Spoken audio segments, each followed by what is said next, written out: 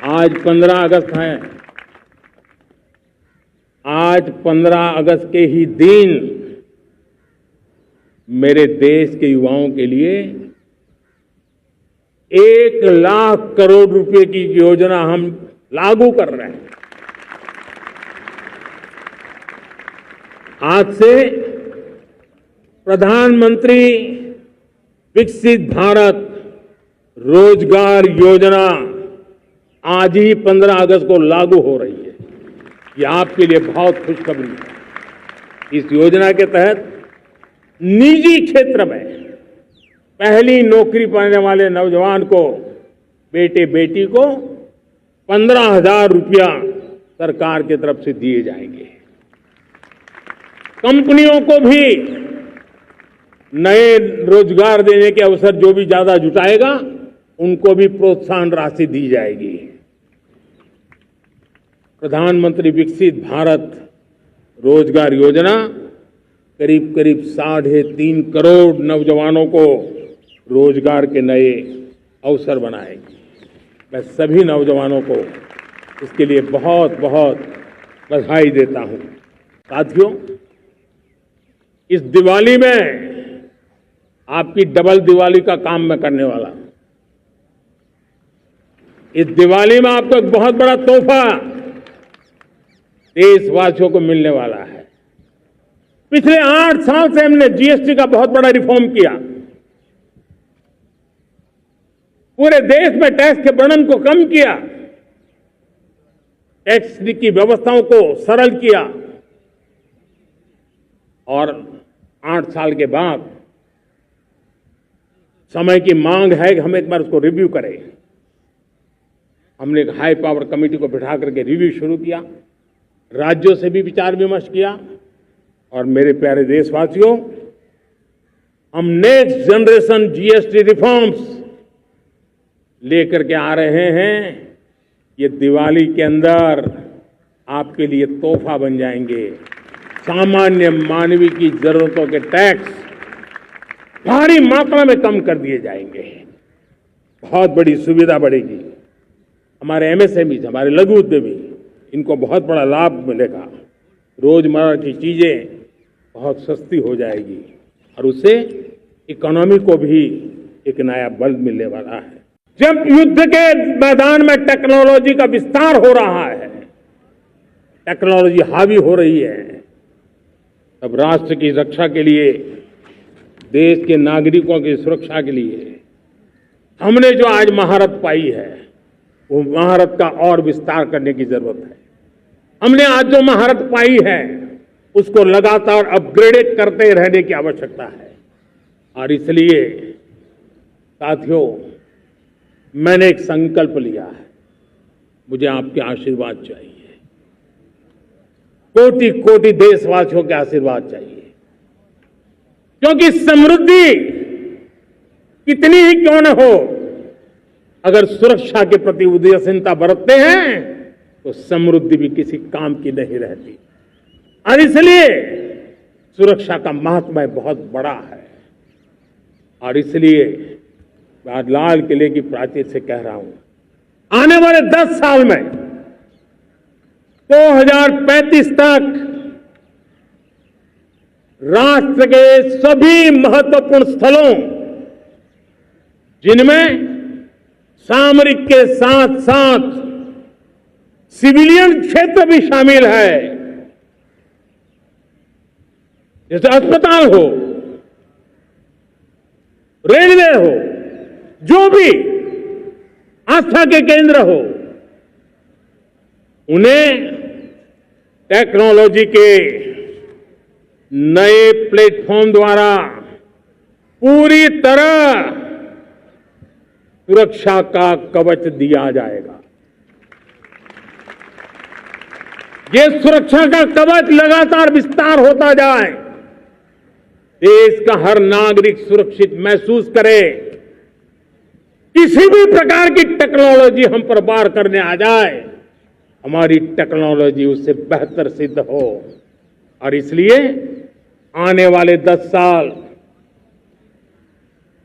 2035 तक में ये राष्ट्रीय सुरक्षा कवच का विस्तार करना चाहता हूं, मजबूती देना चाहता हूं, आधुनिक बनाना चाहता हूं। और इसलिए भगवान श्री कृष्ण से प्रेरणा पाकर के हमने श्री कृष्ण का जो सुदर्शन चक्र था, उस सुदर्शन चक्र की राह को चुना है।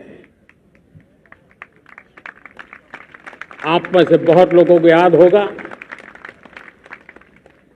जब महाभारत की लड़ाई चल रही थी, श्री कृष्ण ने अपने सुदर्शन चक्र से सूर्य के प्रकाश को रोक दिया था और दिन में ही अंधेरा कर दिया था। सूर्य प्रकाश को सुदर्शन चक्र से रोक दिया था। और तब अर्जुन ने जो शपथ ली थी जयद्रथ का वध करने की, उस प्रतिज्ञा को अर्जुन पूर्ण कर पाए थे। वो सुदर्शन चक्र के पराक्रम और रणनीति का परिणाम था। अब देश सुदर्शन चक्र मिशन लॉन्च करेगा।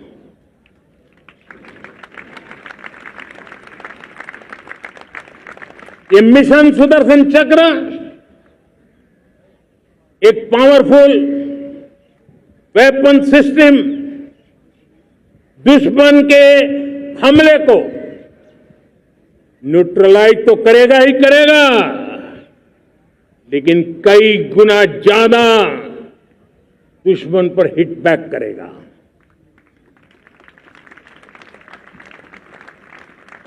हमने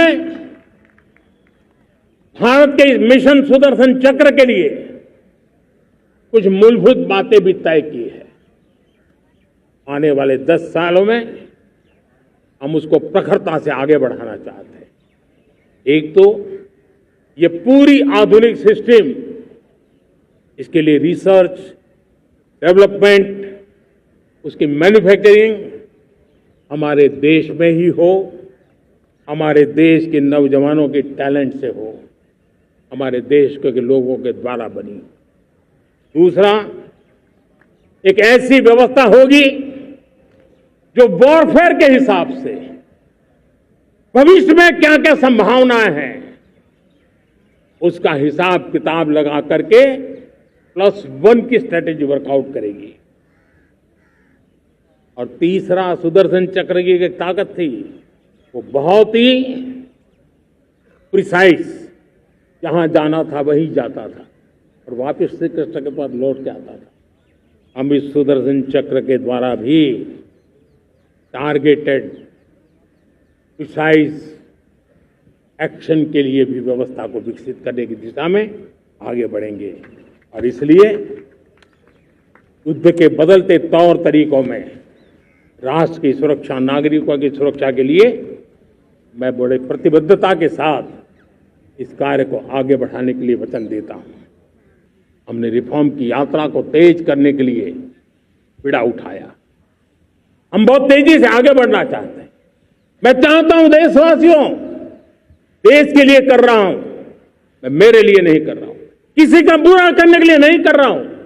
मेरे राजनीतिक दल, मेरे प्रतिस्पर्धी साथी भी देश की इस उज्जवल भविष्य के लिए आगे आए, हमारा साथ दें।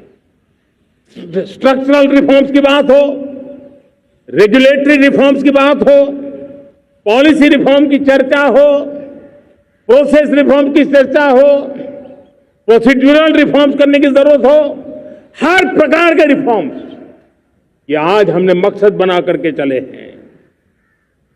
और मेरे प्यारे देशवासियों, नेक्स्ट जनरेशन रिफॉर्म्स के लिए हमें एक टास्क फोर्स गठित करने का निर्णय किया है।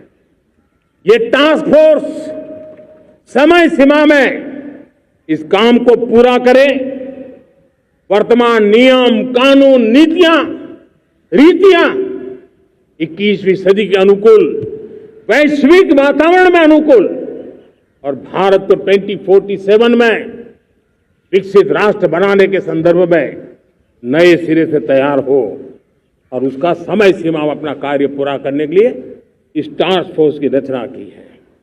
मेरे प्यारे देशवासियों, मैं आज देश के सामने एक चिंता, एक चुनौती के संबंध में आगाह करना चाहता हूं। षड्यंत्र के तहत, सोची समझी साजिश के तहत देश की डेमोग्राफी को बदला जा रहा है।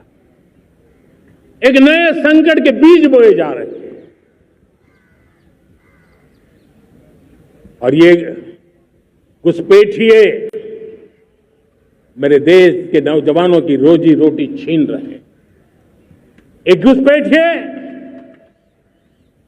मेरे देश की बहन बेटियों को निशाना बना रहे हैं। ये बर्दाश्त नहीं होगा। ये घुसपैठिए भोले भाले आदिवासियों को भ्रमित करके उनकी जमीनों पर कब्जा कर रहे हैं। ये देश सहन नहीं करेगा। और इसलिए मेरे प्यारे देशवासियों, जब डेमोग्राफी परिवर्तन होता है, सीमावर्ती क्षेत्रों में डेमोग्राफी में परिवर्तन होता है, तब राष्ट्रीय सुरक्षा के लिए संकट पैदा होता है।